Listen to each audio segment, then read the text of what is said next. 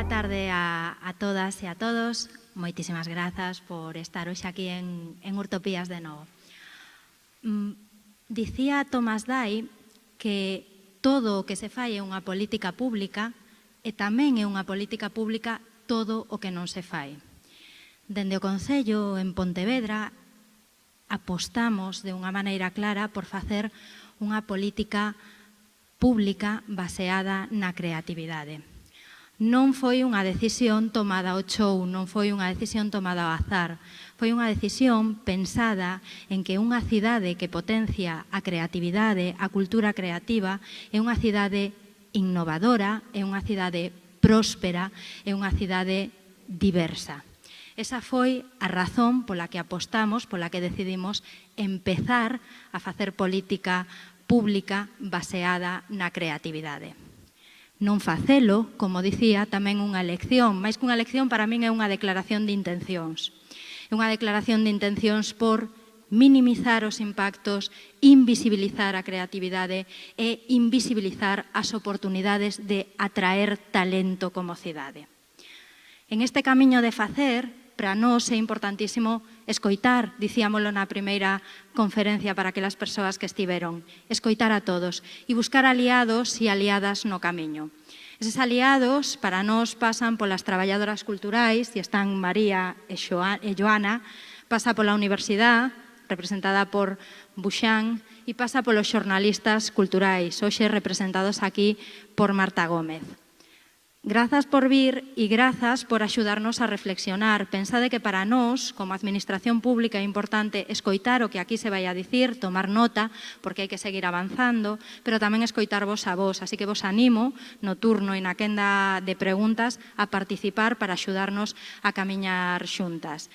Eu voulle dar paso a Marta Gómez, non sin antes mencionar o impecable, impresionante gusto musical que ten, porque Marta escribía fai pouco nas súas redes sociais sobre Senserra e o impecable Forcarei. E xa sabedes que Forcarei sempre manda. Así que moitísimas grazas por estar. Deixo vos con Marta Gómez. Moitas grazas.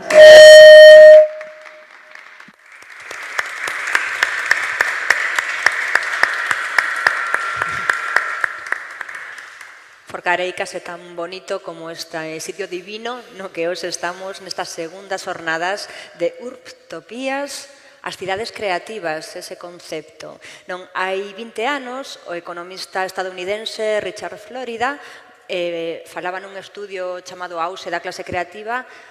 E aparte tiña un modelo matemático que dicía que cantas máis persoas creativas habitaran un territorio, maior prosperidade económica e a ter ese territorio. Tiña clarísimo cos factores de tolerancia, tecnoloxía Talento. E tolerancia. E talento. Bueno, isto foi hai 20 anos e hai 10 Manuel Delgado da Universidade de Barcelona falaba xa da artistización da planificación urbanística. É dicir, como a cultura era unha excusa para facer grandes investimentos económicos e así reapropiarse da cultura dun modo que xa non hai capitalismo fordiano, senón que sería un capitalismo de servizos. E hai menos aínda, hai 2 semanas, a artista e muralista Iria Ribadomar, aquí ao lado na Semana Galega da Filosofía, que se celebra no Pazo de Cultura, falaba de reapropiarse das rúas antes de que se xa demasiado tarde, antes de que os barrios se reformen, se maquillen e se vendan ao mellor postor. Bueno, pois sabedes que é un tema candente. Hoxe imos falar diso, de artistas que se inspiran nas rúas, de artistas que toman as rúas e de grandes planificacións urbanísticas que axudan tamén a entender estas cuestións. Hai 3 persoas expertas, María, Joana e Xosé Manuel. Empezamos, se che parece, por María, que é xornalista, unha pioneira no eido digital aquí en Galicia, dende os inicios os albores de internet, agora mesmo directora da revista digital 20 e ademais asesora especializada en distribución e promoción do cinema, tamén un tema moi interesante, como pode o cinema axudar a cidadanía e as cidades. E nada, tes a palabra, María. Vale, pois boa tarde a todas e a todos. É un placer estar aquí en Pontevedra, aquí en este lugar tan máxico, tan místico, non sei. E nada, moitas grazas por convidarme. Teño que confesar que ao principio Cando me chamaron para participar, pois estaba un pouco desubicada. Ainda non me acabei de ubicar de todo, confeso, pero sí estaba un pouco... Claro, non son experta, decías experta, eu non son experta en nada, son xornalista, por lo tanto non son experta en nada. E non sabía moi ben dende onde falar. Vivo nunha cidade, estou no ámbito da creación, vale, sí, pero bueno, sí que é certo que como xornalista, sobre todo desde o traballo con 20, nos últimos 4 anos, sí que vimos observando un pouco pois, varias cousas que poden ser relevantes para soltar aquí algúns puntos de reflexión ou polo menos de observación do que pode estar pasando a nivel galego, porque creo que saber o contexto no que operan as cidades nas que estamos aquí xa incluo Braga como cidade galega case, ¿no? como unha cidade que non está no centro aí das grandes cidades, estamos un pouco periféricos, pero temos o noso propio contexto, ¿no? no que traballar e que se compón pues eso, de varios núcleos urbanos, rururbanos, suburbanos, rurais, e un pouco nesa complexidade estamos. ¿No? De feito, tamén o título Onde vives importa tamén me xeraba dúbidas e problemas, porque claro, como boa galega, ata hai pouco vivir en Galicia importaba para mal. Quero decir, a xente marchaba daqui, porque se onde vives importa, pois moitas veces non tiñas aquí as oportunidades ou os contextos, sobre todo se querías levar a cabo unha actividade creativa, pois bueno, hai moita xente que ainda se está marchando, que ainda permanece en outros sitios, non atopa aquí as oportunidades que busca. Entón, bueno, que xerábame como dúbidas, non? Importa para ben, para mal, como facemos que importa realmente, bueno, xa veremos. Eu veño da cultura digital, como ben decía Marta, que é unha cultura que nos axudou a establecer que onde vives realmente non importa moito. Eu sou unha persona de Lugo que aos 18 anos quería marchar de Lugo porque non... Quería ir a Santiago, quería ir a sitios onde houvese cousas, non? Cousas que botaba en falta. En Lugo, para empezar, xente afín aos meus gustos, aos meus intereses, non había internet daquela. Eu creo que sí que non ten unha diferencia agora con internet, pois é moito máis doado pois ter un acceso cultural máis homologable, bueno, que importa menos, non des que dispor dun cine na túa cidade para acceder ao cinema, ou a música, ou a libros, ou podes consumir, desde o punto de vista do consumo, pois podes consumir máis ou menos cousas parecidas, e podes conectar con xente afín, aínda que non viva na túa cidade, que é algo moi importante tamén. E isto igualou moito a xente, no sentido de que onde vives non importa, e coa pandemia agudizouse máis. Coa pandemia, pois claro, todos nos recluímos nas nosas casas e o mundo digital empezou a ser o espazo público que podíamos ter en común. Tanto polo teletraballo, que se nos obrigou un pouco a todos a ter que traballar na casa os que podíamos, tamén a socialización, esas quedadas por Zoom que ainda se siguen facendo, todo tipo de actividades que se facían na telepresenza, tamén a creación cultural. Todo o mundo, bueno, acordome de fixemos varias reportaxes en 20 sobre como todo o mundo estaba creando contidos na rede, todo o mundo se puxa a facer podcast, a facer directos, a facer cousas e tal. Entón, digamos que a creación levouse a ese espacio digital.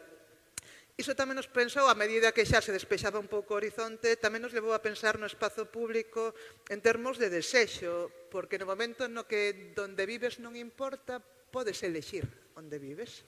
Entón, esa posibilidade de proxectarse, ter esa utopía de onde me gustaría vivir ahora que tuve tempo para estar na casa, reflexionar e demais, pero bueno, houbo de todo aí.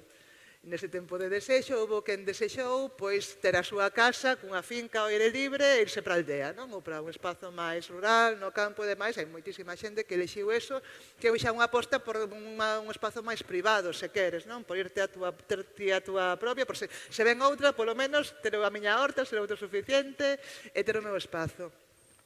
Hai quen decidiu cambiar de cidade porque igual de repente empezou a teletraballar e foi máis flexible o mundo do traballo e da vivenda para todo o mundo. Hai moitas historias de retorno, hai moita xente, son de Lugo, hai moita xente que volveu a Lugo igual pola pandemia e xa se quedou. E está traballando para empresas de Madrid, de Barcelona, de por aí fora, e quedou a traballar en Lugo, e en Lugo esa xente está atopando un pouco o seu espazo, están creando xa novos ecosistemas de traballo, e é interesante. En 20 de feito fixemos unha reportaxe sobre isto, na que entrevistamos a 24 mozos e mozas que estaban un pouco niso, de que por primeira vez, eu que son de Lugo, era xente que non quería marchar ou quería volver ou que se quería quedar ou que vía como un proxecto de futuro en Lugo e unha cidade interesante na que estar e desenvolver o seu traballo, o seu ocio e o seu traballo dentro mesmo dos traballos creativos.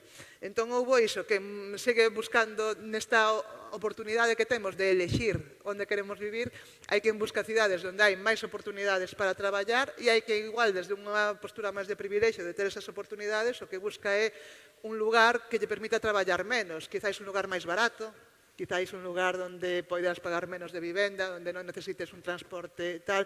Entón, tamén está vendo como certo repregamento a volver ás vilas, a esos espazos que non son centro-centro, a volver aquí. Eso tamén é un fenómeno interesante. Ou tamén, pois eso, houve quen quixo volver á súa cidade e vela con outros ollos. Iso tamén é algo bonito, a min pasoume, eu son de Lugo, pero vivo na Coruña, pasei a pandemia en Lugo por motivos familiares, pero estaba desexando volver a Coruña e acordeme dun proxecto que sempre poño como exemplo dese diálogo entre o mundo digital e o espazo público, pois un proxecto dun amigo meu que se chama Javi Quiroga, ten un proxecto que se chamaba O Novo Normal, que el, a partir de que a xente se empezou a desconfinar, empezou a facer un proxecto en Instagram, en Facebook, no que publicaba retratos da xente a que entrevistaba, pois que tal a pandemia, como che foi, como queres que sea a tua vida a partir de agora, e desde aquela, que xa pasaron 3 anos, pois sigue facendo como un retrato. Entón, eu fui a través da súa páxina onde me din conta que a cidade onde vivía importaba. E porque me din conta, é paradoxal isto, non? A través de internet empecé a conocer os meus veciños. Empecé a coñecer os meus veciños porque había un relato de cidade, había un relato colectivo de cidade, e esas pequenas historias da xente contadas a través de internet axudábanme pois a sentirme parte de algo. E iso creo que tamén é importante. Non sei se xa teño que rematar ou ainda me queda aí tal. Bueno, esta era como a idea que quería deixar, non? A posibilidade do desexo de poder elexir onde facemos a nosa cousa e, sobre todo, traballando como internet nos axuda un pouco a reconquistar o espazo público e a traballar noutra maneira del. Algo que observamos tamén desde 20, por un lado, que tamén creo que a pandemia tivo algo que ver, é como a creación contemporánea, pois a música, o cinema, o audiovisual, tamén se volvía en xeral máis doméstica, non? Pois eso, durante a pandemia, que máis que menos, cada un coa súa teima aproveitou o tempo para, pois eso, pedir a Amazon un cacharro co seu Ableton e tal, e empezar a facer música electrónica, por exemplo, non?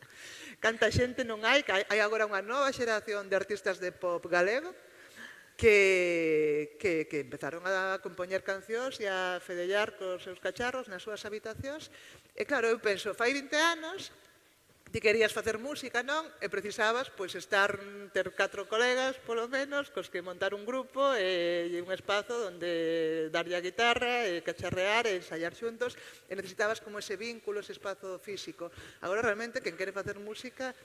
Primeiro, a xente xa non vive tanto nas cidades. Eu son filla eu medrei nun piso dun barrio do desarrollismo dos anos 60-70. Agora a xente que ten 20 anos xa medrou en Bertamiráns, en esos novos desenvolvementos urbanos, que son un pouco suburbanos, e que igual non iban ali ao seu colexio, senón que van a outros. Son xente que xa dependeu moito do coche, que están como máis... non fan tanta vida de rúa, fan unha vida máis suburbana, dependen máis do coche, entón a súa maneira de relacionarse é diferente. Co cal, eu penso que aí tamén estamos detectando como un fenómeno de esa xeración de xente que naceu nos 90, 2000, xa a xeración Z, é unha xeración máis suburbana, que máis doméstica, que fai a súa creación na casa e que gracias a internet, por un lado, pode, esos amigos que non pode ter no seu barrio, ou mellor, porque non fai esa vida de barrio, pero pode conectar alguén de Vigo con alguén da Coruña que fai música parecida. Nos sacamos unha reportaxe sobre Berto, do grupo Berto, que daqui de Pontevedra, como empezou a producirlle a xente, un día dixo en stories de Instagram, dixo, quen quere que lle produza un disco? Que me apetece producirlle a xente nova. E empezou a recibir mensaxes e empezou a producirlle a xente que facía música na súa casa, que eran de Coruña, de Vigo, fillas de Casandra, xente que estaba en Madrid e tal.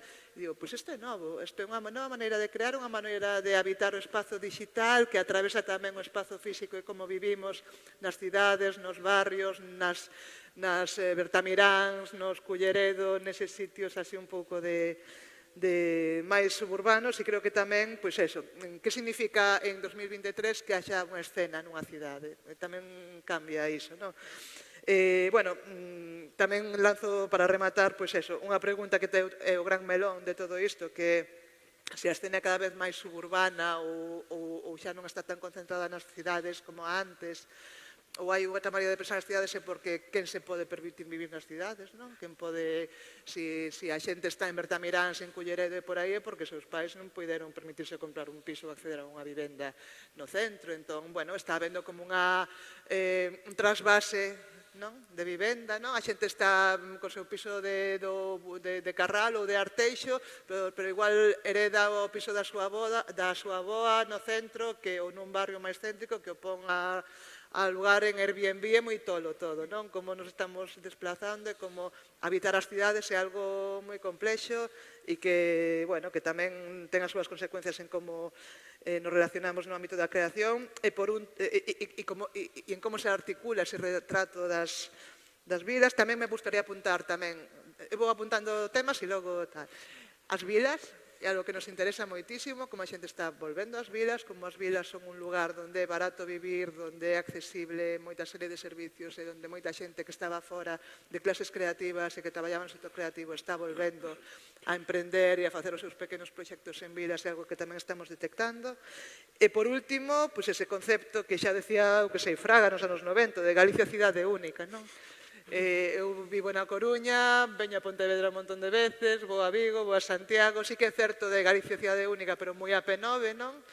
Estamos moi ben conectados o que é na franxa de Ferrol a Tui, e como persoa de Lugo sí que noto ese desplazamento, pero sí que é certo que esta mobilidade que por sorte temos no Eixo Atlántico sí que nos permite un pouco pensar en Galicia como cidade que ten os seus barrios e as súas partes e que ten como varios nodos como un espazo común. Iso tamén creo que é interesante e algo moi particular do noso contexto. Pois moitas grazas. Moitas ideas por aí. Xa dicía tamén Surso Souto, coinciden, Fraga e Surso Souto, que Galicia é a mesma cidade. Efectivamente, que Vigo e Coruña que o Berbés e Orzán son un pouco o mesmo, sí. Pois seguimos, Joana, contigo. Ti és xerente cultural, especialista en patrimonio, foches project manager do Teatro Circo de Braga, o teatro máis importante de Braga, a terceira cidade de Portugal, e tamén formaste parte da comisión para a capitalidade cultural de Braga 2027, que finalmente recaeu en Évora. E nada, seguramente nos vai interesar moitísimo as túas recapitulacións e todo o aprendizaxe nesta andaina. Sim, obrigada Marta. Obrigada em primeiro lugar à organização do Urbtopias e ao Conselho de Pontevedra. É um gosto para mim, com muito gosto que estou aqui hoje. Peço desculpa pelo meu mau galego, que é um português, e vou seguir a falar português, mas vou falar muito calmamente, para que seja perceptível para todos. Falar sobre as cidades criativas é também um gosto, porque é algo que venho fazendo e que tem estado presente na minha atividade profissional desde 2007. Por isso este conceito, eu falava há pouco com a Marta, é um conceito até algo banalizado e também gostaria de falar um pouco sobre isso.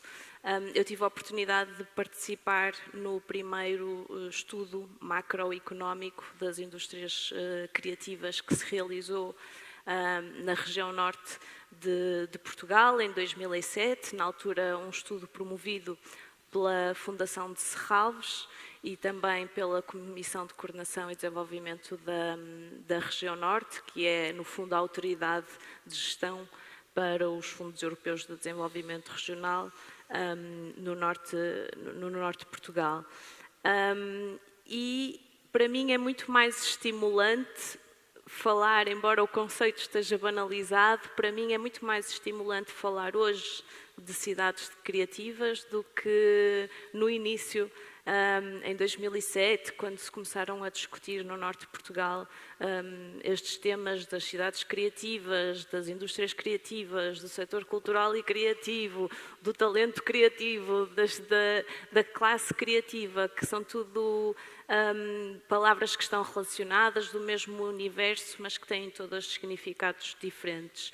E para mim é mais estimulante falar hoje sobre isto, porque esta experiência profissional e também este histórico da aplicação do conceito das cidades criativas por todo o mundo permite-nos hoje também pensar mais criticamente sobre este conceito.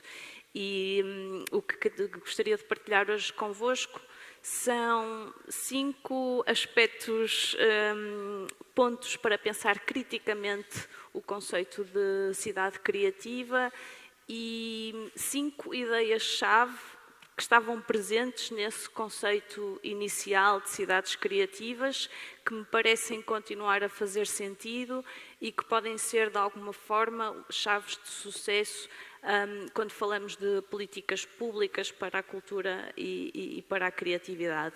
E começava por um primeiro aspecto, que é o tal da banalização da aplicação do conceito de cidades criativas. Na verdade, muitas cidades viram neste conceito, sobretudo, uma oportunidade de rebranding e de marketing territorial. Ou seja, não houve, de facto, uma estratégia pensada a longo prazo, uma visão para a cidade que permitisse que a aplicação desse conceito fosse efetivamente transformadora nas cidades. Ou seja, muitos governos das cidades viram na aplicação deste conceito uma oportunidade para atrair investimento. Braga é uma cidade criativa da Unesco. Em 2004, embora o conceito de cidades criativas seja anterior, ou seja, começou a primeira vez que foi utilizado o termo cidade criativa foi, na verdade, na Austrália, numa conferência em Melbourne, onde se falava sobre a importância das artes e da cultura para o planeamento urbano. Depois, mais tarde, nos anos 90, com a recessão económica, com a crise económica, com a crise industrial, sobretudo no Reino Unido, Charles Landry foi um dos grandes impulsionadores deste tema e, no fundo, de repensar novos modelos para as cidades, essas cidades que tinham atravessado profundas crises no que diz respeito à sua indústria, como novos modelos de revitalização. E depois, mais tarde, o Richard Florida, na América do Norte. Portanto, o conceito foi sempre muito trabalhado neste modelo anglo-saxónico e norte-americano, que muitas vezes teve dificuldades em ser efetivamente implementado noutros territórios com outras particularidades. E, portanto, eu dizia há pouco, Braga é a cidade criativa da Unesco no âmbito das Media Arts. A Unesco, em 2004, criou uma rede de cidades. O processo de adesão a esta rede é através de uma candidatura. Braga juntou-se à rede de cidades criativas da Unesco em 2017. Foi um processo de candidatura que começou em 2015. E na altura eram 116 cidades que faziam parte já da rede, em 2017. Em 2015, quando iniciámos o processo. Neste momento são quase 300 cidades. E neste momento a Unesco e os membros desta rede começam já a questionar-se sobre este modelo, sobre esta forma das cidades aderirem à rede, precisamente porque há, de certa forma, uma perda de valor deste label que as cidades procuram como forma de se promoverem do ponto de vista internacional. Depois, associado a isto também, de alguma forma, a ideia de marketing territorial ou rebranding de cidades, um outro aspecto nocivo, digamos, das cidades criativas como modelo, em que muitas vezes houve uma confusão entre reabilitação urbana, através da criatividade, e revitalização urbana. Ou seja, as cidades criativas foram usadas como, de de certa forma, uma desculpa para a regeneração física das cidades, não existindo muitas vezes associado todo o outro conjunto de investimentos e de políticas públicas que são necessárias para que, de facto, o conceito seja bem sucedido.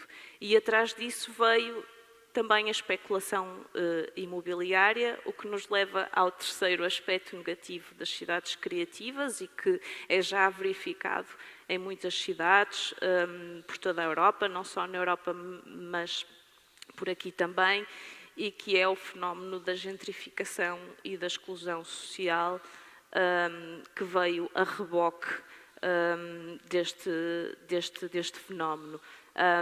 Ou seja, ao pensar-se na reabilitação das cidades através de modelos como os quarteirões criativos ou os quarteirões culturais, etc., todo esse projeto de imobiliário implicou que as comunidades mais desfavorecidas, que habitavam muitas vezes nos centros urbanos ou nestes espaços mais negligenciados, foram empurradas com a especulação imobiliária para darem lugar a negócios criativos e outro tipo de negócios que muitas vezes vêm atrás deste tipo de empresas. Um quarto aspecto das cidades criativas tem a ver com o facto de alguma forma, o modelo preconizar uma valorização da cultura contemporânea em detrimento da cultura popular. Ou seja, estas cidades que pretendiam atrair este talento criativo queriam ser cidades super cosmopolitas, altamente vibrantes, muito trendy, etc. E ao apostar-se unicamente nessa forma de cultura, o que se dá a seguir é uma espécie de homogeneização, ou seja, de repente uma cidade oferece o mesmo que todas as outras, porque a criatividade local e a diversidade são desvalorizadas em torno desta cultura mais contemporânea e, de certa forma, aquele fator distintivo que se procurava com o conceito inverte-se, ou seja, as cidades perdem aquilo que são a sua identidade. E, por fim, para terminar os aspectos negativos, para a seguir falarmos um pouco daquilo que também nos traz de bom este conceito, é o foco no valor económico do conceito enquanto algo que gera valor económico para as cidades e este ser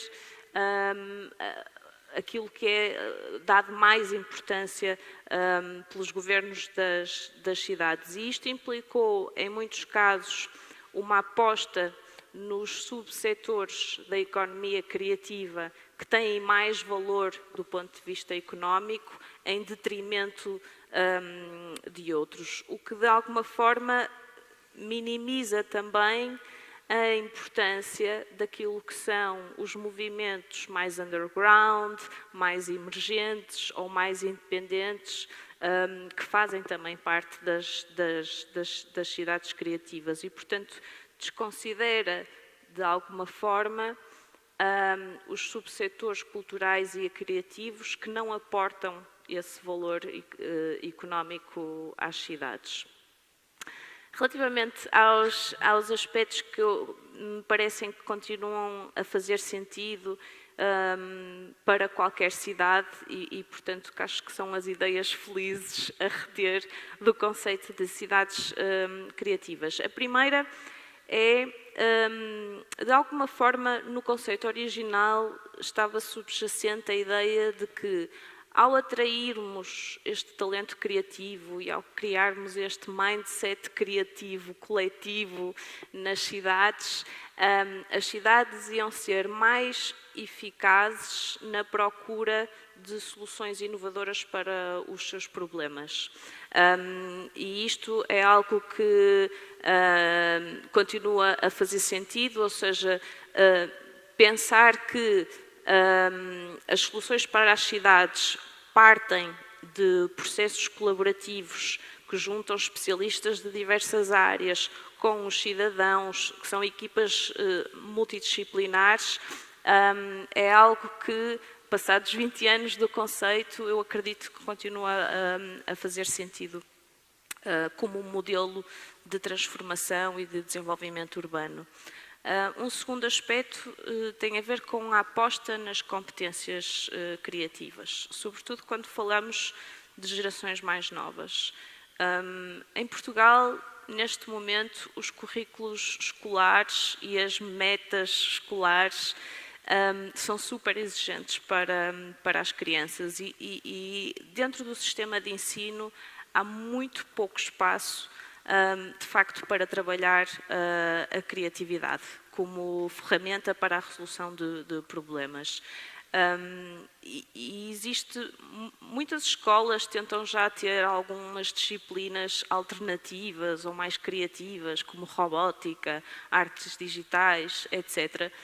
Mas, na verdade, o que acontece é que estas disciplinas continuam a ser dadas de acordo com o modelo clássico de ensino. Ou seja, elas não estão verdadeiramente a inspirar, não estão verdadeiramente a gerar oportunidades para a criatividade. E quando dizemos hoje que grande parte das crianças que hoje estudam, provavelmente os empregos que elas terão não foram ainda inventados, não existem ainda. Portanto, trabalhar este tipo de competências de forma mais informal, até fora do sistema escolar, parece-me um aspecto importantíssimo.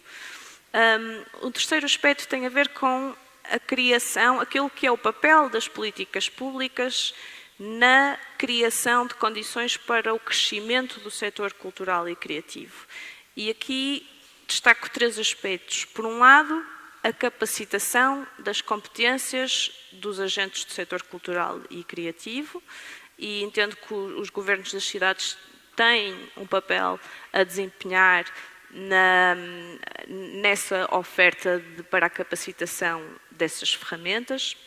Depois também a criação das infraestruturas, das condições para que os agentes possam, de facto, desenvolver o seu trabalho, apresentar o seu trabalho, etc. E, por último, a importância dos municípios no apoio ao setor, sobretudo para a questão da internacionalização. Isto é algo que acontece frequentemente em Braga, os agentes serem convidados para apresentarem o seu trabalho num outro contexto, fora do país, mas não terem os meios financeiros até para pagar as suas próprias viagens. E, portanto, aí pode também, o papel das políticas públicas é também bastante importante. Depois, a ideia de ecossistema criativo. É algo que também é importante guardar do conceito inicial, ou seja, que há um papel ou uma responsabilidade das políticas públicas para a promoção das sinergias entre os agentes e para a cooperação, para estimular de alguma forma o trabalho em rede e a cooperação entre os diferentes agentes, porque o que permite a vitalidade de uma cidade criativa é essa relação entre as diferentes disciplinas. E para terminar, uma quinta ideia, acho que já falei durante imenso tempo, e é sobre a importância da diversidade cultural para a vitalidade das cidades criativas. E aí, mais uma vez, a importância das políticas públicas, nomeadamente no domínio da inclusão, de potenciar a multiculturalidade, de poder acolher outras comunidades nas suas cidades. E fico por aqui, nesta primeira intervenção. Obrigada. Obrigadinho, moitas grazas, Joana. Finalizamos este relatorio primeiro con Xosé Manuel Busambrán, decano da Facultade de Belas Artes, aquí en Pontevedra, gran coñecedor da cidade, comisario crítico, especialista en arte queer, e, bueno, pois nada, Contanos a túa visión desta cidade e de outras. Vale, moi boas tardes a todas e a todos. Isto sona moitísimo, non? Moitas grazas. Eu quería plantexalo sobre todo como unha serie de interrogantes, máis que como o cargo académico que teño, que é moi circunstancial, desde a miña mirada como, efectivamente, dende persoa que traballa na cultura, como algunhas das persoas que están entre o público. E entón, me puse en unha posición, despois do convite, en pensar e reflexionar xunto con vos no asunto da creatividade, que me parece un asunto enormemente difícil. E entón, fixen un guión moi sinxeliño para non perdervos e para que non desbarrara. E pensei nos xeitos tradicionais de encarar a creatividade no espazo público que hai dende sempre. Unha das cousas máis importantes é a arquitectura. A arquitectura configura as cidades. A beleza ou a fealdade dos edificios é un dos elementos cruciais que marca os territorios. A beleza, por exemplo, do casco vello de Pontevedra, sen dúbida, pautea todo o ser de Pontevedra. Non así, porque isto tamén creo que vou, como pensamento, todo o rato vou ver o positivo e o negativo. O ensanche é absolutamente diezmado, mesmo máis diezmado que en Vigo, pois eso fai que é unha perda. Pero temos unha arquitectura singular no casco vello que é única. E, por exemplo, e despois temos edificios que a xeito do Guggenheim de Bilbao ou a xeito de outras cidades é, por exemplo, o edificio da Peregrina. O templo da Peregrina a min pareceme que é unha construción absolutamente radical na configuración urbanística da praza, na configuración desa fachada escenográfica, que me parece que é unha sorte porque creou e enriqueceu o patrimonio creativo da cidade de Pontevedra e que, como son, por exemplo, a igrexa que está do museo, a que pertence ao museo, que agora se me foi o nome, efectivamente, pois con esa fachada ateigada de escudos,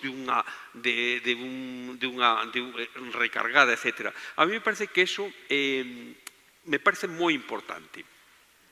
Logo puxen aquí, en esos xeitos tradicionais das cidades e centrándonos en Pontevedra, puxen aquí os chans e os solos. Bueno, os solos son fundamentais. Se vos percorredes Portugal, temos unha lección de arte no chan. Eu queixábame nunha xuntanza na que falábamos da cidade de Pontevedra, etc., de que eso era algo que hai que tentar de traballar e mellorar. Os chans, de que as prazas, e por suposto tamén nas dúas cidades que convivo, penso en Vigo e Pontevedra, o chan é un elemento crucial e non abonda con poñerlle baldosas ou granito. Creo que se pode debuxar e se pode marcar a creatividade enormemente co chan. E insisto, por exemplo, Bilbao encargou a Praza Elíptica de Bilbao a mestres canteiros portugueses que foron a debuxar toda a planimetría da Praza Elíptica, a Praza Elíptica, que podedes buscar en internet e que está debuxada por mestres portugueses e que creo que é unha cuestión para reflexionar os nosos chans. Eu creo que agora que estamos todos están en campaña, abogo e convido a que, por favor, repensemos os chans. Logo están as esculturas monumentais e a persoeiros. Esas, bueno, poñamos por caso a da Batalla de San Paio diante do Concello ou outro tipo de monumentos das cidades. Ben, son importantes, igual que o cabalo de Espartero na Praza Central de Logroño, pois, claro, é unha marca no territorio fundamental, pero a veces esos xeitos máis básicos de creatividade creatividade me parecen como máis interesantes. Poño por caso os murais, as placas conmemorativas, etc. Bueno, non é ningunha tontería. Hai cidades no mundo na que ti ves que, por exemplo, cando adoitan a estética das placas que recoñecen, pois aquí viviu tal persoa, aquí escribiu tal libro, tal outra, teñen un carácter gorentoso, unha plasticidade moi fermosa. Estou pensando en diferentes placas que hai por Galicia, que ás veces son de cerámica, ás veces son de bronce con un traballo máis elaborado, en fin, unha placa conmemorativa pode ser todo un mural. E en eso puxen aquí o mural cerámico de Sobrino na Alameda, algo absolutamente tamén que nos ensina a repensar a contemporaneidade desde outro plano. Por que non se fan aínda, contando cos mestres ceramistas, murais nas cidades? Pontevedra está ampliándose moitísimo, hai zonas novas, etc., etc., e eu creo que eso nos obrigaría a todos a repensar que non pode ficar todo no que se fixo antes. Creo que ten que haber un pensamento creativo que diga, bueno, igual aquí un muro cerámico, con mestres ceramistas, etc., con unha iconografía determinada. Pensemos, por exemplo, na fermosísima cerámica de Miró para o aeroporto de Barcelona, non? Entón, en ese senso, creo que tamén falta creatividade en repensar estas formas, non? Placas, chans, cerámicas, etc. E, por suposto, o mobiliario urbán, que é algo tamén que nos leva aos mestres artesáns. Sabedes que non estou falando por agora de ningún gran artista. Bueno, citei Miró, pero podría ser outro ceramista. Pensemos nos palcos, pensemos nas farolas, pensemos nos bancos de sentar. Aí hai lugar tamén para a creación. E, encima, o lamentable deso é que en 2023 temos máis exemplos no pasado que no presente. Énchesenos a boca coa creatividade e despois resulta que a farola de Urzaiz, poñamos por caso en Vigo, bueno, Vigo non fixo outra farola, outra aposta de creación con mestres ferreiros de unha farola diferente, nova. E pensemos tamén nos palcos da música, o palco daqui da Alameda. Ben, por que non pensamos nunha praza na zona nova con nunha nova configuración de farola ou de bancos de sentar? Que volvemos ao mesmo, vamos a Alameda aquí de Pontevedra e vemos os mellores bancos da cidade están aí. Por qué? Porque se traballa cos mestres canteiros, se traballa cos mestres ferreiros e se fan proxectos de busos alzados de iniciativas moito máis creativas. Vamos a xeitos posteriores de encarar a creatividade no espazo público. Pensemos no Parque das Esculturas, da Illa das Esculturas. Ben, é un xeito posterior de encarar a creatividade que se fixo en moitos sitios. Tamén se fixo en Madrid, na Gran Vía, non na Gran Vía.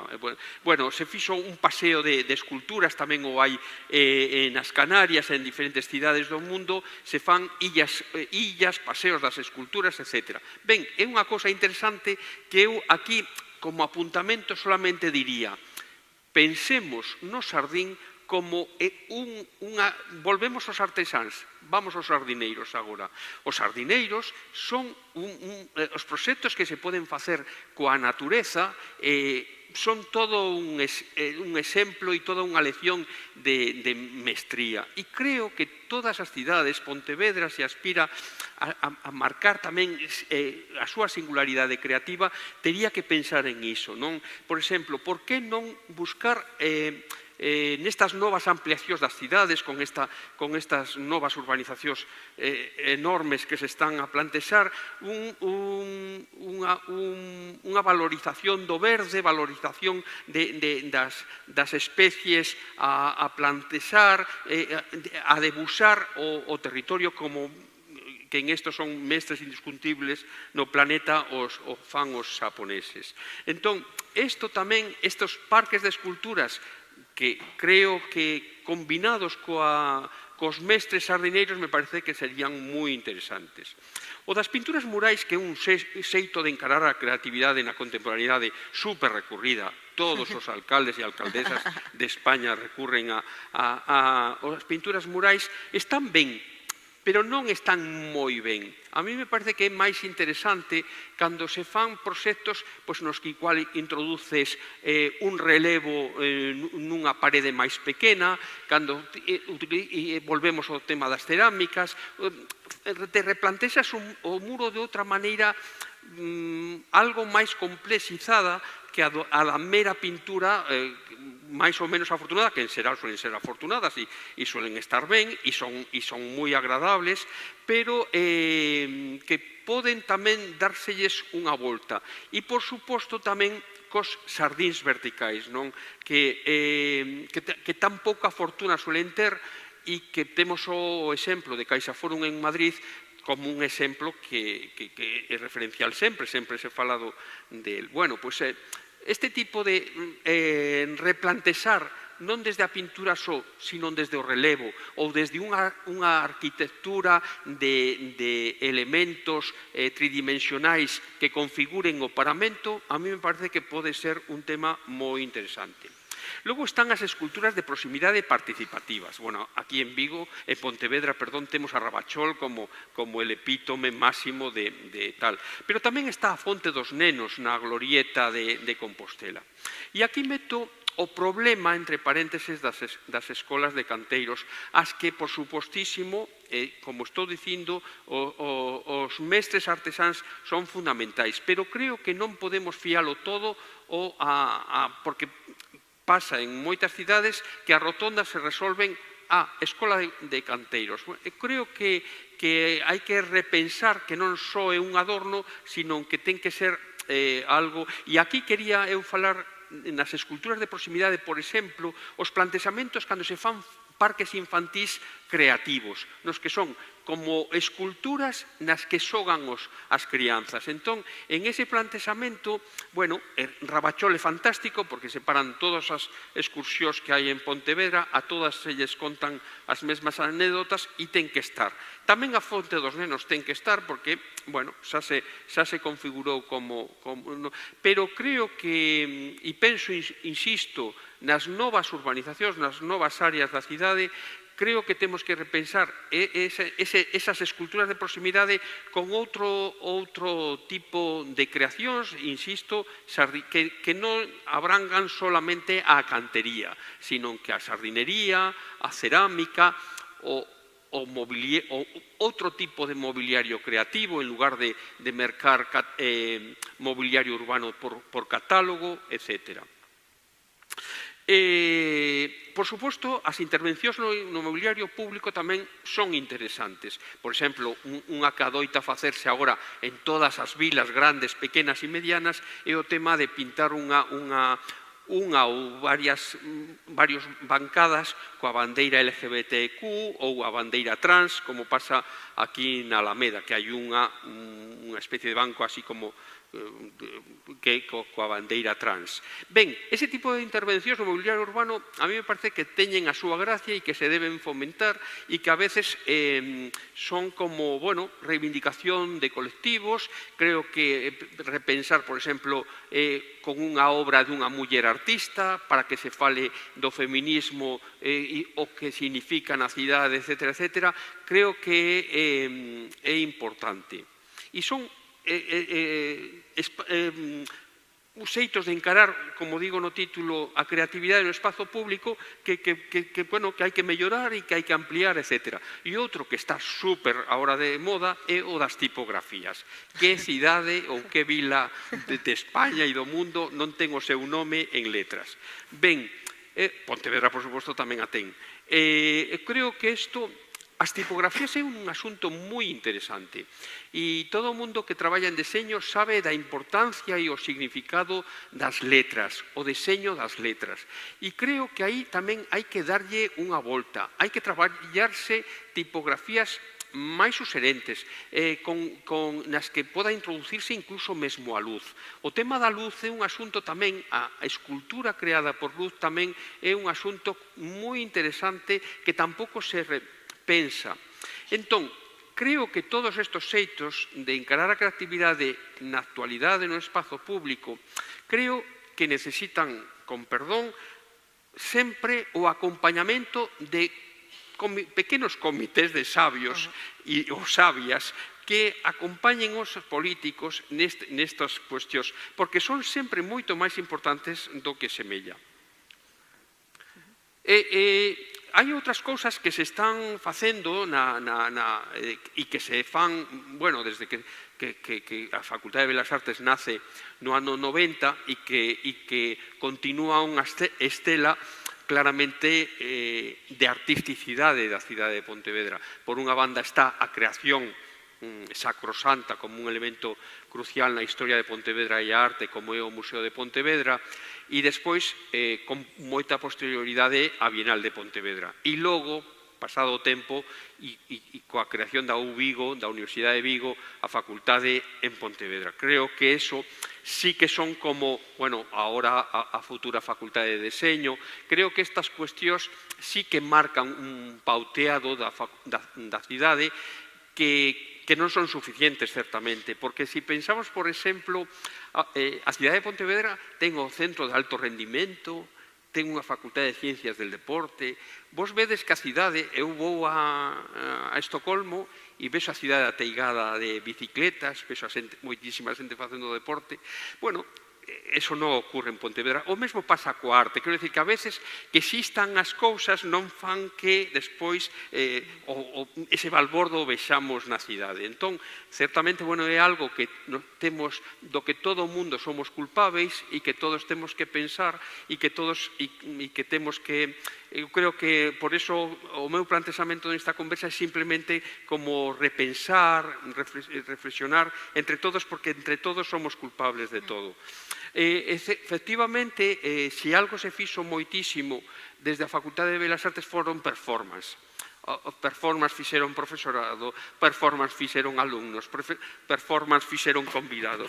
Entón, o tema performático está moi ben, porque a verdade é que marca, son cousas efémeras, non dañan a historia da cidade no sentido de que non se quedan aí chantadas como a cruz da Alameda, que nos la tememos que comer sí ou sí, pero, e entón, significa dialogar dun xeito artístico, creativo, coa cidade, e entón eso me parece ben. Outra cosa que se fixo moito e que igual pasou máis desapercibida é o tema dos cartaces. Hai moito alumnado que fixo ao longo destes 30 anos proxectos de cartaces cos que pintaban, cos que pegaban nas paredes. Houve incluso un proxecto de unha rapaza que traballaba en cuestións de lesbianismo, que se chama Mónica Cabo, e que o proxecto de cartaces que fixo sobre xoguetes sexuais e lesbianismo despois estivo nunha gran exposición que fixo para a cidade de Pontevedra sendo alumna e despois estivo nunha exposición no Musac de León. Entón, digo este exemplo entre un millón. Se teñen feito moitos traballos de intervención urbana con cartaces, con pegada de papéis, con debuxos, con frases, con vindicacións artísticas. Houve outro proxecto que despois financiou a Xunta para outras cidades galegas e que se iniciou en Pontevedra e que consistiu en se titulaba Palabra de Artista, tamén creado por 3 alumnas de Belas Artes, nas que ateigaban a cidade de frases de tal. E aí volvemos onte ao tema da tipografía, etcétera, etcétera. Fixéronse cousas tamén que a mí me parecen interesantes, como intervencións artísticas no comercio e nos seus escaparates. Se fixo en Marín, se fixo, por exemplo, poño por caso, unha tenda de portas que xa non está, que se pechou na cidade, e que era de portas blindadas e modelos de portas, e houve unha intervención de rapazas artistas que fixeron unha exposición de portas intervidas por elas, que compraron no rastro, e que interviron sobre elas. Entón, o intervir sobre comercios, intervir sobre escaparates, sobre tendas, son cousas que pasan desapercibidas. de xeito lóxico, porque non están nun museo, non están nun espazo expositivo, pero sí que de alguna maneira sí que seguro que foron deixando un pouso na cidade, no entorno da cidade. E despois houve, mesmo o ano pasado, a vindicación de espazos semi-abandonados, non? Isto é moi nórdico, moi de reivindicar espazos abandonados para facer exposicións efémeras, para intervir sobre portas ou fiestras semi-abandonadas, etc. E mesmo tamén se tiveron feito construcións mobiliarias efémeras, é dicir, pequenas esculturas, pequenas intervencións, etc. Entón, todas estas cousas, bueno, é outro tipo de plantexamento, digamos, máis de menú de diario. O que plantexaba antes era un menú de autoría, un menú de chef, e este é un menú de diario que tamén constitúe, bueno, unha dieta necesaria de artisticidade e de cultura na cidade. Pois eso, todo que resumiría con todo isto, non? Os murais de azulexos, as luminarias singulares, o mobiliario urbano singular, chans creativos, placas novidosas, esculturas lúdicas e participativas non necesariamente permanentes. Hai un proxecto que a mí me parece fermosísimo, como non é londinense, é The Fourth Plinth, o cuarto plinto, a cuarta peana. Consiste en Trafalgar Square un plinto que quedou sin escultura e que un comité de sabias e sabios da cidade selecciona cada ano a un artista para que faga unha peza para ese plinto.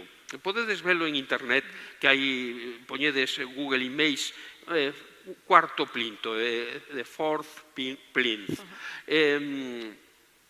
E entón, bueno, son proxectos efémeros, pero realmente moi interesantes, que falan sobre a negritude, que falan sobre os dereitos LGBTI, que falan sobre a historia da cidade, que falan sobre o colonialismo británico, con diferentes artistas.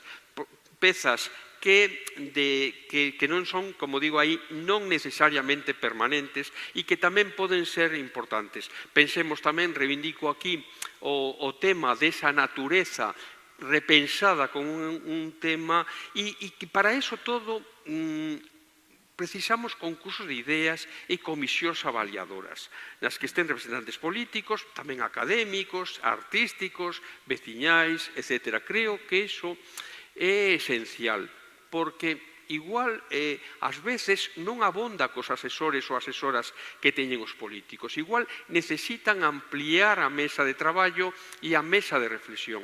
E iso creo que a veces, para sorpresa e para beneficio dos políticos, surden novas cousas que venden moi ben a cidade. Entón, nese senso, plantexei estes 10 minutos dunha reflexión moi rápida sobre as posibilidades da creatividade desde a miña mirada, que combina a academia e tamén o meu traballo na xestión cultural. Pois moitas grazas, a verdade é que apuntaches aí un tema clave, a aportación dos veciños e veciñas nestes plans artísticos. Eu non sei, en Betanzos hai un proxecto que se chama Concomitentes, no que efectivamente un exemplo real de veciños que poden nun momento dado elixir que obra de arte vai embellecer a súa vila. Non sei se en vosas cidades pois notades que hai unha falta de democratización nestas decisións, este tipo de decisións. Joana? Esse é precisamente um dos aspectos que Braga se propôs a trabalhar na candidatura à Capital Europeia da Cultura, mas antes disso também o documento que está na base da candidatura, que é a Estratégia Cultural Braga Cultura 2030, por isso é uma estratégia cultural há 10 anos. E um dos eixos estratégicos, são 4 eixos estratégicos esse documento tem 4 eixos de intervenção que são considerados prioritários, e um deles é precisamente a relação com o espaço público, e um dos programas propostos nesta estratégia estratégia é a ideia de trabalhar o espaço público enquanto espaço de comunidade e enquanto espaço coletivo e convocar os cidadãos precisamente para aquilo que são os projetos de intervenção e de reabilitação urbana.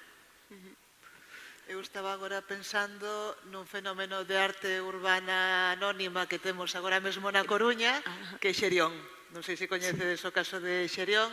Xerión é, bueno, é como unha especie de mosaico que é como Xerión é o que se enfrontou a quen se enfrontou Hércules, no? Está como enterrado debaixo da torre de Hércules, é como unha calavera, dúas tibias, dous osos e tal. E, bueno, hai unha intervención urbana na cidade que é como poñer mosaicos. Creo que o referente era en Londres unha especie de, tamén un mosaico de, non me acordo como se chamaba, como de videoxogos, non me acordo como a cal era a referencia. Algo así, era algo así, pois tamén, que aparecía por aí en distintos espazos da cidade, en distintas formas. Pois desde hai un ano ou dous, Xerión aparece na cidade, aparece en forma de pintado nunha parede, aparece nun pequeno mosaico moi pequeniño que tedes que fixar, aparece pintado en lugares aleatorios.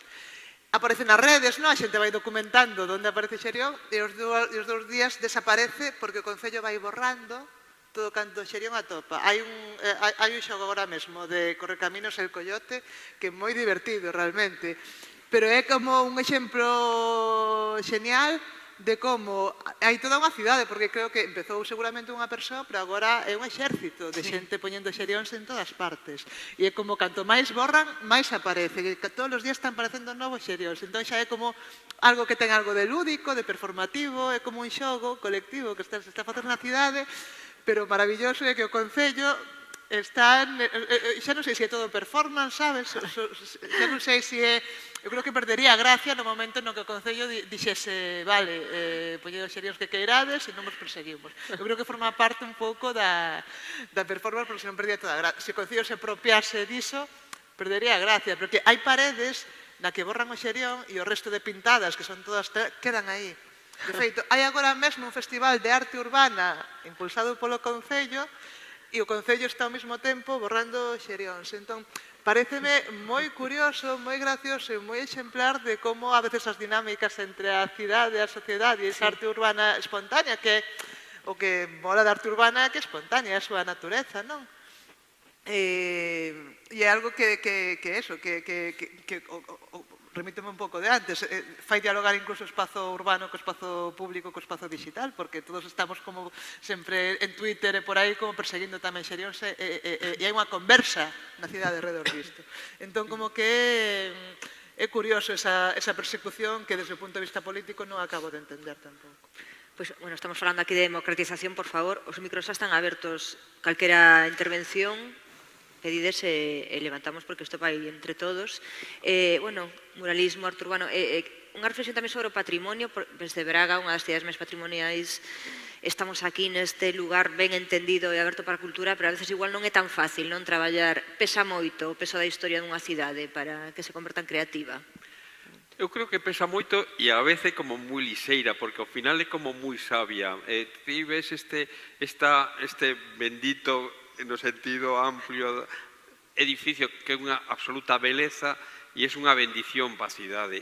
E se este proxecto de mosteiro, de convento que agora vai ser un espazo público, combina todas as posibilidades creativas, bueno, pensemos, por exemplo, o que fixo a Comunidade de Madrid, o que era Caja Madrid con a Casa Encendida en Madrid. A Casa Encendida era algo exemplar, creo que sigue sendo algo maravilloso no que un edificio cheo de participación cidadá, na que hai cursos de todo, obradoiros de todo, experiencias de todo, e creo que que sexa un espazo museístico, por suposto, e que ademais combine con todas esas outras posibilidades, pode ser, pesa moito, sí, pesa moito, pero bendito peso, porque é un peso guai de unha cousa feita con moito amor, con moita beleza en calquera dos seus elementos que vemos por aquí.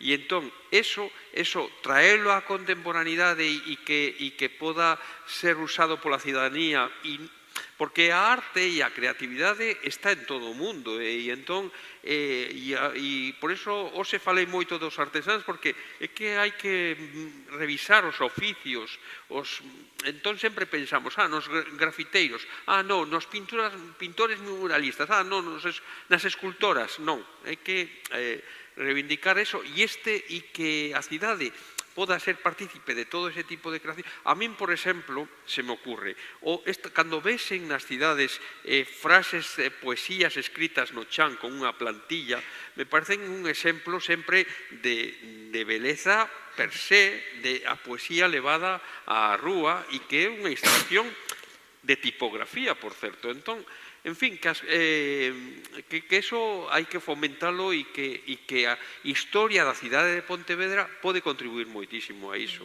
E este edificio, bueno, pode ser unha auténtica pasada, sendo xa unha pasada no seu contedor.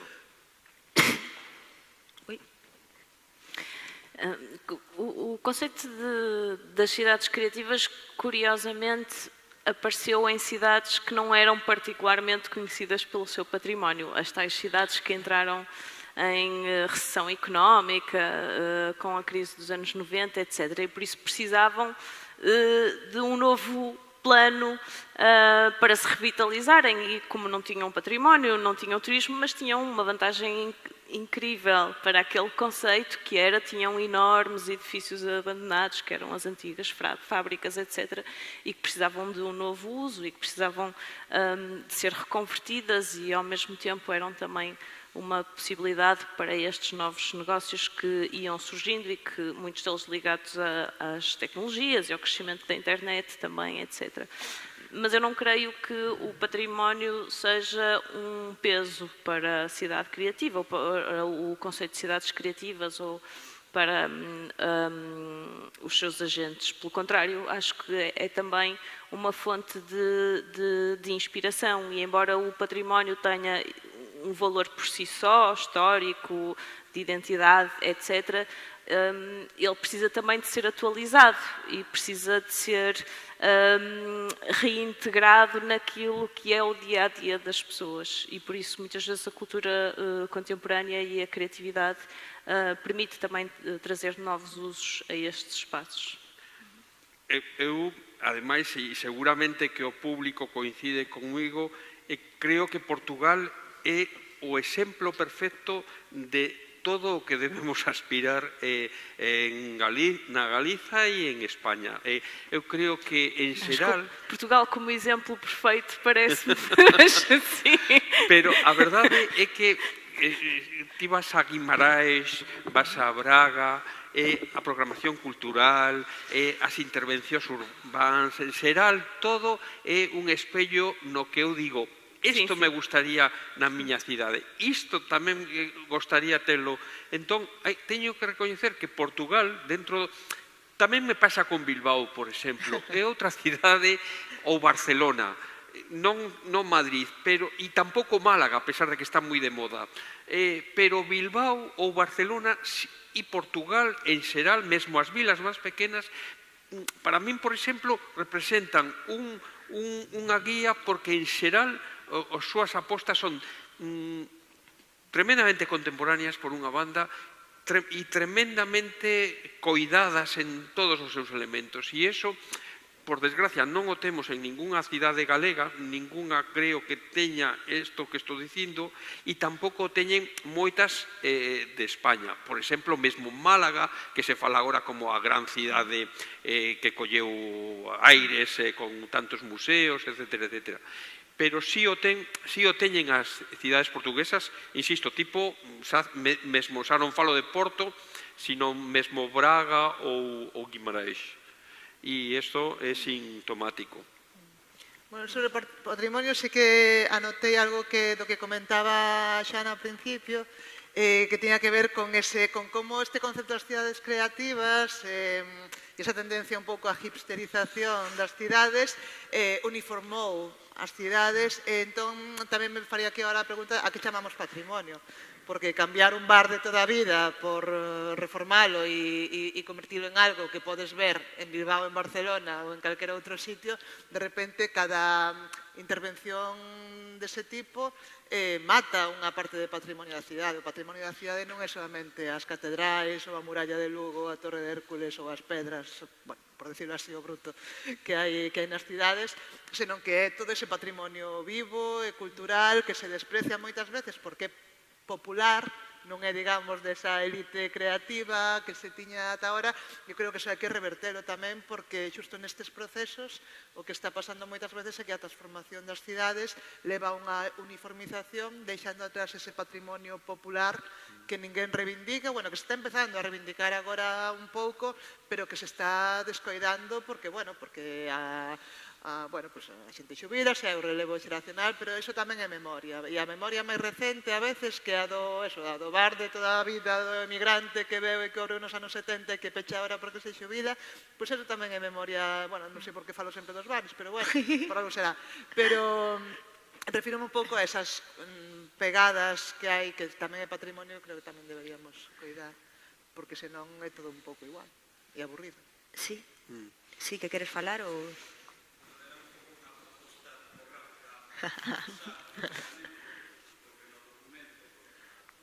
Sí, xa podo falar, non? Creo que lle puseche un tamaño de letra demasiado amplio aos políticos, non? Entón, eu optaría por que engadiras aos cativos, porque nesas comisións avaliadoras, non? Urbanísticas, artísticas, creo que a visión da rapazada é moi importante. Sí, sí. Entón, creo que é un colectivo a ter moi en conta, porque teñen unha mirada fresca e... Sí, sí. A xente nova, sí, sí. Sí, e a xente... Refiro menores de idade, eh? Como, perdón? Que refírome tamén menores de idade. Vale, a xente de menores de idade, estás dicindo. Sí, sí, e mesmo terceira idade, porque quero dicir que ás veces as cousas están, sí, se pensan... Eso, un parque infantil pode ser unha cuestión que configure un novo proxecto de... Ou mesmo, mira, estou pensando en... Hai países, os países nórdicos que eu visitaba antes moito, por exemplo, teñen moita escultura a escala pequena, que son esculturas casi que poderían ser dun coleccionista na súa casa e que están nos parques, e entón é unha escala pequena que casi é para as crianzas ou para os maiores, e sí, hai moitas posibilidades. Creo que isto creo que casi todo está xa feito, pero que eu son moi partidario de copiar moito de outros sitios, non para que todos sexan todos os sitios iguais, como diste tamén con moita razón, pero para coller cousas que se foron aprendendo en outras culturas, non? Eu non coñezo casi ninguna cidade española, xa falo de non só Galicia, ese tipo de escalas de esculturas pequenas casi para que convivan un mozo con iso. Pero sí. A verdade é que dicías que o modelo que teorizaba Flórida en Estados Unidos, pero por que hai un Soho en Berlín, porque hai un Soho en Estados Unidos, en Nova York, agora hai un Soho en Málaga, e que penso que sí que os modelos se poden replicar, non? Esa homoxenización da que falábamos. Tiramos sempre o mesmo modelo. Sí, isto aí ten toda razón, e creo que insisto no que ela dixo. Quero dicir que a veces hai moitísimas cousas populares que son enormemente interesantes e que aportan moitísimo máis que unha nova sucursal entón, pois non sei, Joana Vasconcelos, non, que reivindicou en Portugal todo o enxebre, todo o típico e tradicional, non? A clave do éxito é precisamente esa reivindicación do corazao portugués, o galo, etc., en outros parámetros, e estou de acordo, sí. Bueno, e está pasando, por exemplo, en música, hai moitísima recuperación de... Sí, eso tamén é outra clave para poder crear cidades creativas con aportes propios. e que ten que ver Sí. coa propia autoestima das Sí, cidades. sí, Tamén por para ser modernos non precisamos ter Por un Starbucks, suposto. é máis moderno ter pois a cafetería Manolo de toda a vida, porque Sí. o que lle interesa, incluso pensando no turismo, o turismo que busca é a autenticidade, por decirlo así, a identidade particular de cada sitio, porque cando viaxas buscas coñecer no momento, xa nos está pasando un pouco a todos, non? Vas a unha cidade e xa con como as mesmas franquías en todas partes, sí. e iso é como tamén pois como o contrario, non? Entón, ser conscientes do que temos, que moitas veces Sí. a veces temos que salir fora para darnos conta do que temos, porque son cosas, como crecimos con elas, non lles damos valor, e as cousas van collendo valor co tempo. A arquitectura desarrollista que mencionaba antes, pois agora xa se empeza a reivindicar. Quen contaba? Pois bueno, as cousas a veces hai que gardalas, non tirar con todo, porque co tempo todo vai collendo valor, vai habendo novas olladas, entón teñen un valor, ou sexa cal sexa a ollada, ser é memoria do que somos pa ben e pa mal. Entón, pois bueno, todos esos cambios e todas esas metamorfoses que quede unha pegada dela de alguna maneira interesante. A mí dame pena ás veces cando en Portugal, Porto, Lisboa hai cartéis, por favor, non colle as teselas dos mosaicos, os turistas somos así, non? E aí ven a caso, tamén teño amigos que viven en Málaga que din o gallá fora xentrificación, porque isto é turistificación. Polo menos na xentrificación chega unha poboación que sustitúe a outra, pero os turistas veñen 2 días e marchan. É o grande perigo, non, das cidades creativas hoxe en día, máis que a xentrificación, a turistificación. Sim, na verdade a turistificação gera gentrificação, portanto o resultado é exatamente o mesmo. Sim, era como dizia há pouco, ou seja, esse é de facto um dos aspectos mais perigosos ou mais nocivos deste conceito, mas existem formas de o regular, se as cidades quiserem, e portanto esse também é o papel das políticas públicas, é precisamente regular esses fenómenos para que não se cheguem a esses casos extremos.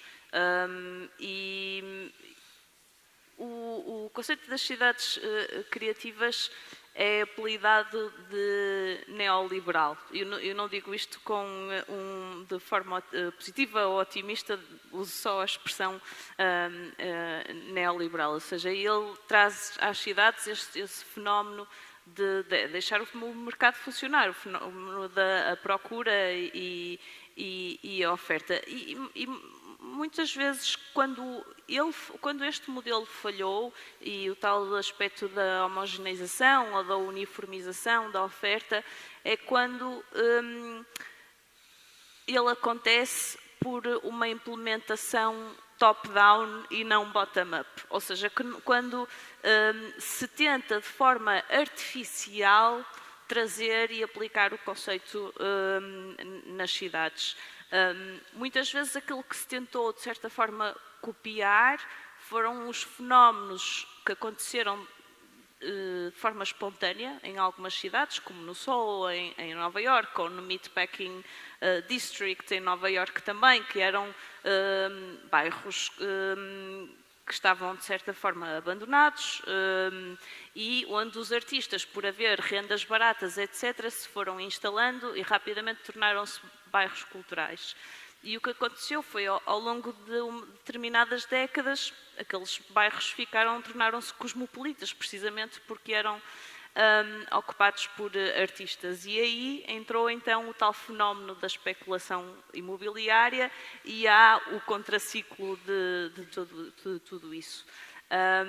E muitas vezes o tentar implementar de forma artificial esses processos é precisamente quando os fenómenos de gentrificação, por uma ausência, lá está, de intervenção pública no controle deste processo, surgem. Eu, en conexión con isto, e xa desde a xestión cultural, quería contar un exemplo. En Atenas, en unha viaxe que fixera, era unha cidade ateigada de baixos abandonados, todo, como, por certo, se vos percorredes calquera das cidades galegas, veredes que hai moitísimos baixos pechados, hai moitísimos baixos nos últimos tempos. E Atenas aínda supoño que máis. E o que fixeron era, eu fun nun Nadal e instalacións nos escaparates desos, e fixeran todo un percorrido, un gran plano con todos os baixos abandonados que tiñan intervencións artísticas de artistas. E a mí me parecía que era o que quería contar era que ese tipo de proxectos de xestión cultural tamén me parecen necesarios, que a veces non todo hai que fialo, hai que organizar unha exposición no museo, hai que facer un proxecto para a igrexa de Santa Clara. Creo que ese tipo de propostas, non sei se chegan moitas ou poucas aos despachos dos políticos, pero creo que son necesarias. E a mí me parecera, primeiro, percorrías barrios deteriorados da cidade, diferentes zonas da cidade, e, ademais, te atopabas coa sorpresa de ver, en lugar de visitar un museo, de ver as intervencións artísticas no interior desos comercios que se lles vía que estaban desfeitos, abandonados, etc. Entón, creo que esas cidades posíveis, que do subtítulo, creadas así con outras posibilidades, Atenas mellorou enormemente? Non creo, pero creo que axuda un pouco a que teñamos un pouco mellor calidade de vida, non? Entón, por suposto, a cidade de Pontevedra fai Culturgal, a Semana de Filosofía, isto outro tal, Utopías. Evidentemente, creo que queren marcar unha liña de traballo.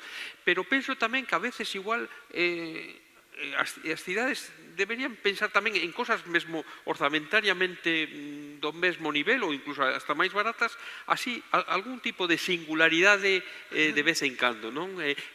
Que ás veces se fixeron en vilas moi pequenas. Lembrade aquelo que se facía en Betanzos hai anos das balconadas. Vos acordades aquelo que eran... Séguese facendo. Se sigue facendo. Que eran lenzos pendurados nas fiestras e nos balcóns de Betanzos. Bueno, son cosas básicas, superpopulares, que debe levar moitísimos anos iso, non? E que a veces son maneiras diferentes tamén de configurar as cidades e bueno...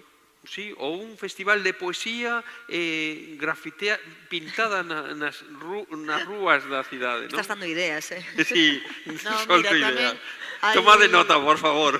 O tema dos locais, dos Bueno, baixos, sí, o das que contabas cidades, antes, sí. Estaba lembrando tamén unha reportaxe que sacáramos en 21 ano ou dous, Fac This Studio, que están en Vigo, montaron, é como colleron unhas galerías que estaban abandonadas e fixeron aí como un laboratorio de creación. Son unha graduada en Belas Artes e outra en Comunicación Audiovisual da Universidade de Vigo. O sea, a canteira de Pontevedra, que foron a Vigo, colleron unhas galerías que estaban como moi barato alugar ese espacio, e respetando os nomes dos antigos comercios que había ali, montaron cousas tipo eso, un laboratorio de revelado fotográfico, chamase Heladería Mari.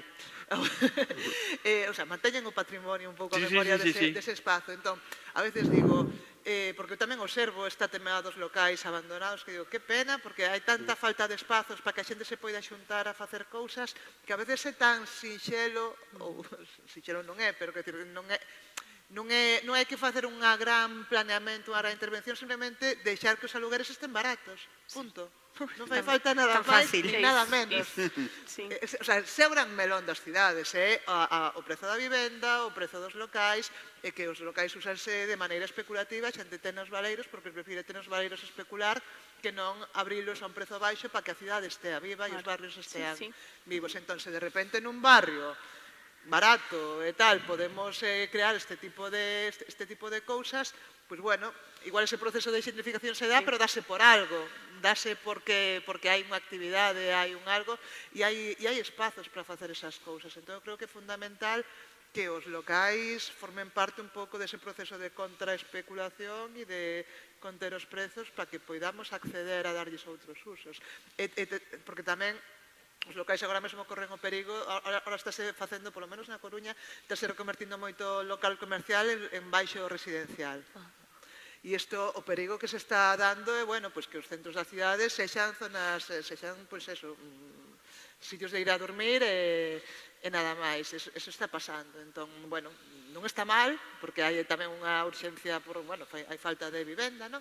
Pero cuidado con reconvertir os locais en baixos para xente que se pode permitir unha reforma guai e tal, non sei que os barrios morran e que non teñan esa actividade que non ten por que ser solamente hosteleira e que podería albergar, pois, se non é o comercio tradicional, porque xa non ten o seu punto, pois galerías, laboratorios, espazos de creación, ou outro tipo de comercios, o que fose.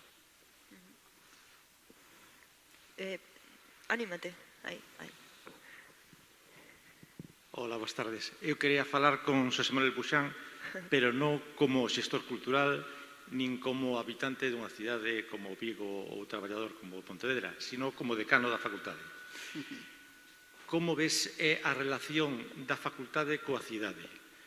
Eu, desde o meu punto de vista, dame a sensación de que a facultade, como moitas facultades, ou como casi todas, están un pouco encerradas nos seus muros e mirando un pouco para dentro. Entón, eu creo que esa relación, pregúntote a ti, pero dou a miña opinión, que esa relación é moi de estar en Pontevedra, pero podía estar en outro lado e quedaba igual. O sea, creo que a relación entre a facultade e a cidadanía ou a vila é pequena. Entón, eu quería saber se esa relación vai aumentar, se hai relación entre ou diálogo entre o mundo académico e o mundo político, porque a clave son os xestores políticos que son os que están aí organizando todo. Entonces, bueno, pues eso é a miña pregunta, non? Vale. Como ves ti, e si se pode mellorar, que seguro que sí que se pode mellorar. Pues moi boa pregunta, moi difícil, pero además un pouco heavy, unha pregunta un pouco heavy. Vamos a ver, eu creo, sinceramente, a nosa mea culpa. Eu estou decano desde hai 3 anos e medio. Agora acabo de iniciar o segundo mandato e o último que podo ter como decano. Eu creo que, e levo 30 anos como profesor na facultade. Entón, creo que efectivamente, creo que foi aminorando a presenza do alumnado na cidade. Eu creo que os estudantes universitarios hoxe están menos implicados na rúa do que estaban antes. E por eso antes puxen o exemplo da Facultade de Ciencias do Deporte e o Centro de Alto Rendimento e que despois non vemos que sexa fora de un pouco na ría, no río, que vemos que sí que hai regatistas, etcétera, pero non é que vexamos que isto sexa un campo de deportes permanente. Pasa o mesmo con Belas Artes, totalmente de acordo. Que eu creo que isto que acabas de decir ti moi duro, de que podería estar aquí como podería estar en Melide. Que ese é un problema que teñen os estudantes. Tamén, posiblemente, tamén parte de culpa tamén teñamos os profesores. Eu creo que é unha facultade pequena, menor que moitos institutos desta cidade. Entón, é verdade que antes había como máis presenza do alumnado na cidade. E creo que despois se siguen facendo cousas no espazo urbano o alumnado, pero creo que hai demasiada digitalización agora. O alumnado mesmo na facultade eu creo que está menos do que estaba. Que fai moita vida no seu ordenador e na súa casa, no seu piso de estudiantes. Entón, creo que ese é un problema, que nos enfrontamos na Universidade Española e nas universidades galegas e en concreto falo tamén de Belas Artes, que é por natural. É igual que hai un mestrado de moda que está moi presente nesta cidade a nivel institucional. Logo se ve o ambiente de que isto sexa un ambiente de moda, etcétera, etcétera. Tampouco podemos decir que se vexa. Entón, fora das iniciativas que se organicen institucionais, pois poucas hai, pouca relación, por desgracia. Culpa de todos. Temos unha relación co Concello a través do Pazo da Cultura dunha exposición todo anual do alumnado. Ben, é unha mostra, unha gran mostra que amosa o que se fixo en cada promoción. Creo que está ben, pero claro, pasa o de sempre, que ou a xente vai a ese espazo a visitalo ou te pasa desapercibido. Logo temos outra relación co Museo de Pontevedra. Tamén solemos a facer unha exposición anual que en este caso, desde que cheguei eu, estou mesturando, que sexa tamén de profesorado. Porque creo que tamén outra cosa que igual o profesorado e a cidade se deron mutuamente as costas, porque a verdade é que temos artistas, profesores, que expuseron no Reina Sofía, que teñen unha trayectoria profesional moi importante. E creo que efectivamente a súa relación coa cidade se limita ás súas aulas. E entón creo que iso tamén é outra cosa manifestamente mellorable. Tamén a relación do propio profesorado coa cidade. Creo que eso, por exemplo, digo que o do Museo de Pontevedra, por exemplo, desde que cheguei, sí que estou fomentando que as exposicións non sexan só de alumnado, porque só de alumnado xa temos a do Pazo da Cultura, sino que tamén se vexa a obra das miñas compañeiras da facultade. E iso creo que pode ser algo necesario, pero evidentemente terían que ser máis cousas que o Museo de Pontevedra e o Pazo da Cultura, que son, ao fin e ao cabo, exposicións en espazos pechados, etc. Tamén hai unha relación de sempre da facultade de grupos de profes, etc., con Culturgal.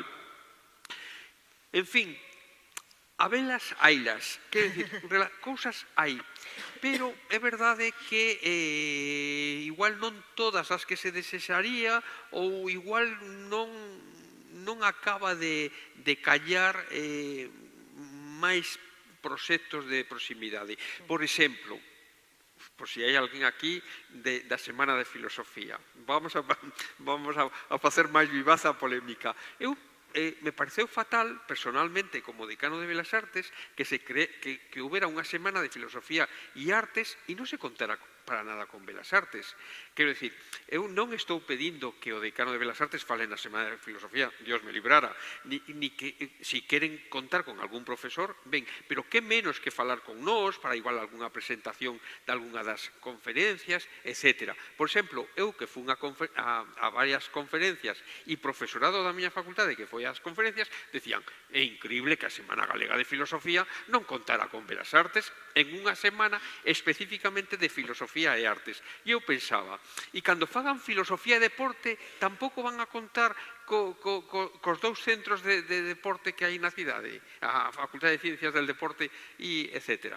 E entón, bueno, creo que o problema está por ambos lados. Eu, por suposto, non sabía nada de que se iba a organizar esa semana, senón rapidamente iría a falar con responsables da Semana de Filosofía e diría, home, estaría guai pensar en algo, porque temos profesores e profesoras de estética, filosofía e arte, de antropoloxía da arte, etc., e que non se conte para nada con nós, me parece unha pena, sendo edificio con edificio. Eles teñen a súa sede no Valle Inclán. Entón, bueno, creo que está todo, que é todo manifestamente mellorable, Jorge. Eu creo que tampouco é algo único de Pontevedra. Creo que non, que debe pasar en todas as cidades. Todas partes, as cidades universitarias, bueno, Santiago un claro exemplo, ¿no? Como se perdeu tamén ese tecido universitario, Braga igual, pero por moitas razóns. Por demografía, hai menos estudantes residentes, por un pouco tamén o que decíamos antes entre a digitalización e a suburbanización e que moita xente pois xa non aluga un piso para vivir, senón que vai e ven en coche ou en tren e tal. A xente costalle máis sair da súa casa. Nos antes morríamos por salir da casa dos nosos pais a ir a vivir a unha cidade destas por todo o que che aportaba esa cidade. E agora como que a xente é máis doméstica, hai unha cultura máis doméstica, como decía ao principio, e tal.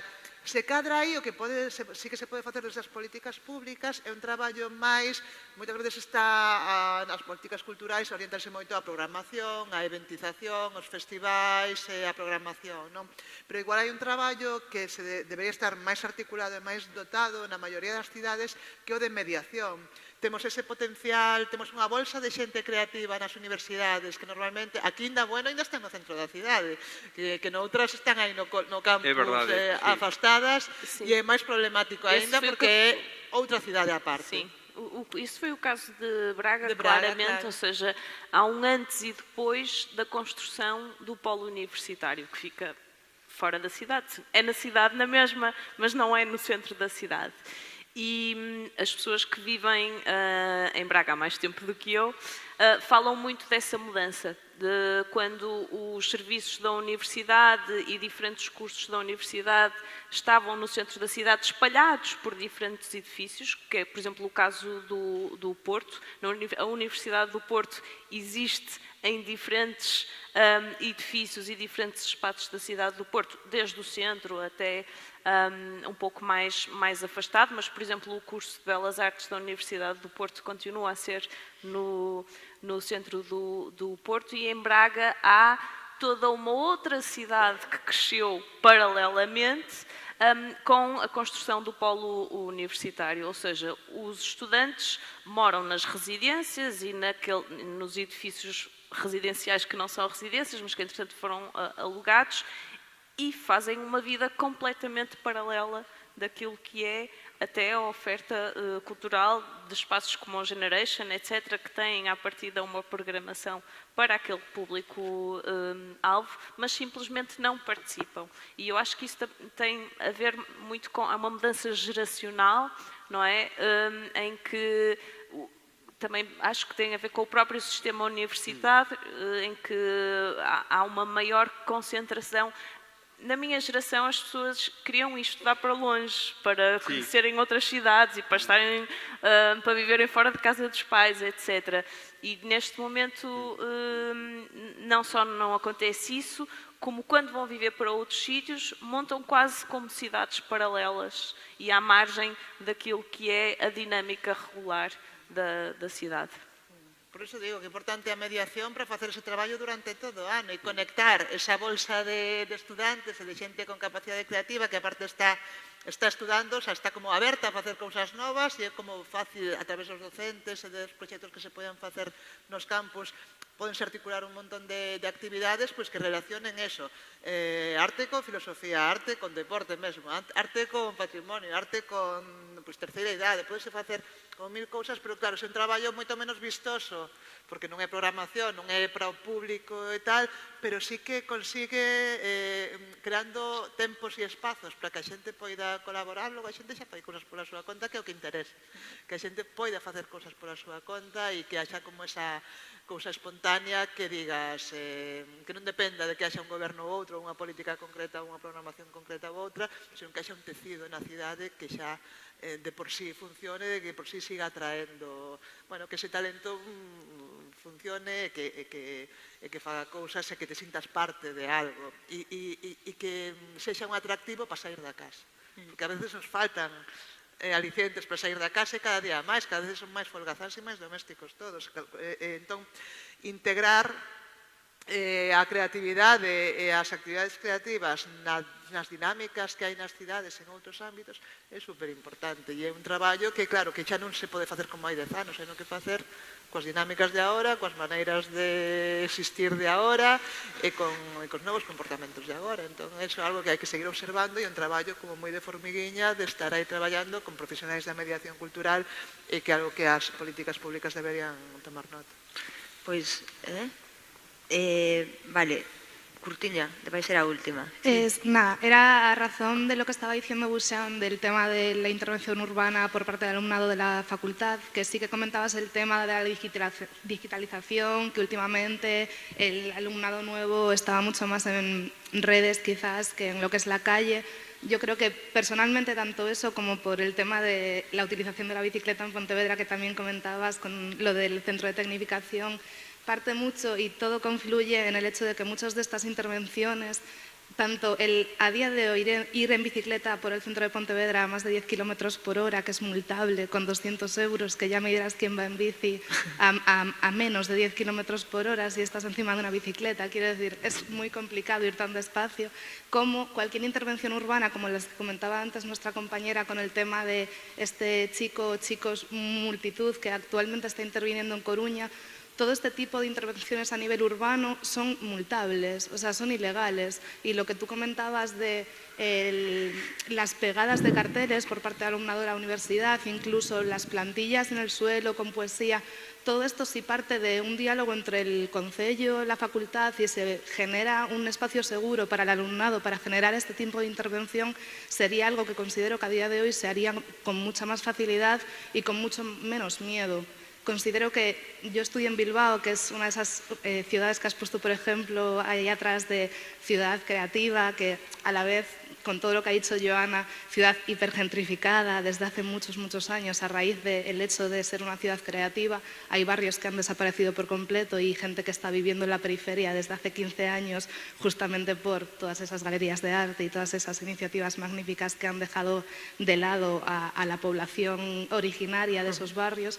Considero que es muy complicado crear una ciudad artística sin que esto repercuta negativamente a nivel urbano o de suelo en un proceso de gentrificación o turistificación, pero ya dejando eso a un lado, que es una problemática muchísimo más compleja, lo que comentas de la falta de intervención urbana por parte del alumnado creo que también va muy de la mano del miedo al punitivismo que lleva o que conlleva el hacer una pintada en la calle, hacer una intervención, pegar un cartel, poner una pegatina. Y la manera de que eso siga existiendo y sigamos conviviendo con ello en nuestras ciudades es que, en tu caso concreto, no es un ataque ni mucho menos, pero como decano de la universidad y en el caso de figuras del concello como las que hay aquí presentes, se establezca un diálogo que nos ayude a que el alumnado actual se sienta cómodo con este tipo de intervenciones o incluso que se pueda legalizar el hecho de que lo veamos en la calle. Porque yo, hace muchos años que estudié en Bilbao, pero en aquel momento era mucho más fácil hacer este tipo de cosas. Y a día de hoy conozco alumnado de la facultad que están teniendo multas cada 15 días por intervenciones urbanas que están haciendo en Pontevedra, que se consideran ilegales, pero realmente no dejan de ser ni distan mucho de lo que tú estabas comentando, de una pegada de un cartel o una frase en un suelo. Entonces, simplemente eso, que creo que es necesario que se genere un espacio seguro para que estas expresiones se lleven a cabo sin que ese alumno o esa persona particular pueda tener una multa por culpa de estar interviniendo, en este caso, Pontevedra. Gracias. Pues, sí. Bueno, en primeiro lugar, agradecer, dixen e empezaba, non, que é importante crear espazos para escoitar, para aprender e, sobre todo, para seguir comunicándonos, non, que era algo que é básico. A min gustaríame dar unha mini opinión, e prometo moi breve, sobre a mitificación de certas categorías, non? Os políticos, os universitarios, os artistas. Ao final, o que parece que traballamos como en departamentos estancos nos que é moi difícil xerar diálogo. E eu creo, honestamente, que hai máis de mito nisto que en realidade. Agora ben, o que hai unha estructura que moitas veces depende de niveles competenciais un pouquiño máis amplos, é dicir, hai normativa estatal e demais que sería obxeto de outro debate que a mí me gustaría ter que impiden algún tipo de intervencións, pero dende logo non por unha cuestión de vontade de política local ou non, sino porque hai máis cambios e supoño que Buxán será coñecedor diso. E logo hai, e falaba María en algunha intervención, un tema que a mí me apasiona que é a memoria. A memoria do presente, a memoria, ou espero ou agardo que sexa a memoria do que está por vir, pero a memoria do que se fixo. Vale? E en Pontevedra, eu creo que por iniciativa do alumnado da facultade, do profesorado, dos cargos e das persoas que en algúns momentos tiñan a representación municipal, se avanzaba. Que queda moito máis camiño por facer? Seguro, pero eu recordo intervencións, concretamente un programa que se chamou A Cidade Túa, E dentro desa cidade túa había un programa que se chamaba Un minuto de poesía. E consistía que a poesía formara parte da vida cotiá dos veciños e veciñas de Pontevedra e daquela penduraron con diferentes tipografías, daquela traballado polo gran Marcos Topico e Patricia Dopico, creo que profes da casa, sobre esa forma de facer a coñecer. O que sí me gustaría deixar claro é que hai un tema que eu creo, e isto anima a facer máis palestras deste tipo, que é o papel do espazo público na creatividade, o espazo público como punto de encontro. Porque sí é certo que si hai algo que particulariza a Pontevedra, esa creación dun espacio conxunto no que poder crear, no que poder vivir, no que poder camiñar. E cando mencionabas o tema do deporte, eu aí sí que francamente e non podo estar de acordo contigo, porque se miramos o número de clubes, de escolas deportivas, de base, de campeonatos que se organizan en Pontevedra, diría que estamos nuns dos mellores rankings. Si te compro que hai moito que mellorar, sobre todo no que comentabas da configuración dese espazo urbano con esa mirada de creatividade, pero hai cousas que no propio día a día de Pontevedra creo que se perden e que temos que poñer en valor, que nos queda por camiñar, sí, pero orgullosos do que facemos coa nosa propia identidade, e algo que é básico na nosa identidade como cidade é a configuración dos espazos públicos como espazo, como dereito a todos a habitalo de forma cotiá e tamén de forma artística e creativa. Levo moitas das ideas que propoñedes fantásticas e as do público, e logo si me gustaría matizar contigo o da bicicleta, porque é unha cuestión de prioridades en esta cidade. As persoas son primeiro, as bicicletas segundo e os vehículos privados no último lugar, pero eso xa despois, se me permites, o falamos. Vale, pois grazas a todos os que intervistes, grazas a Anabel, grazas a vos. Nos temos que recoller, pero non recoller na casa, imos tomar as rúas a que nos invitades, aproveitar o espazo público que é noso, dende logo. Moitísimas grazas aos tres. Grazas.